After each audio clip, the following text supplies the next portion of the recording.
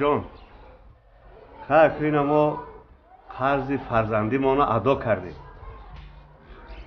پدر جان خوش رو مصلحت کرده با یک فکر بیایی. پدر جان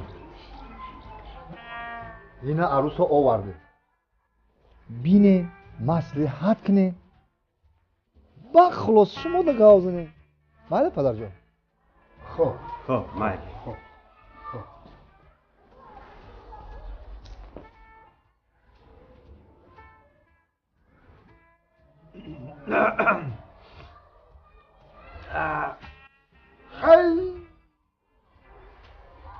خیلی دیگه چی بگم تو؟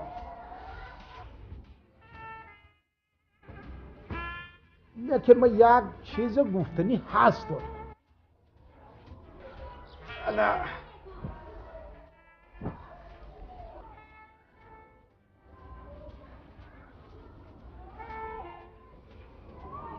نه ما گفتنیم که همین گپ حاضر بگم که با بعدی توی معرکه با نگی که نگفت.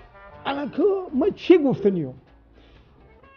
اگه ما دیگه تو یاش جوان نیستم. خیلی سلسال یک کمک رفتگی یا که همین ای جهت سلامتی من روماتیزم دارم.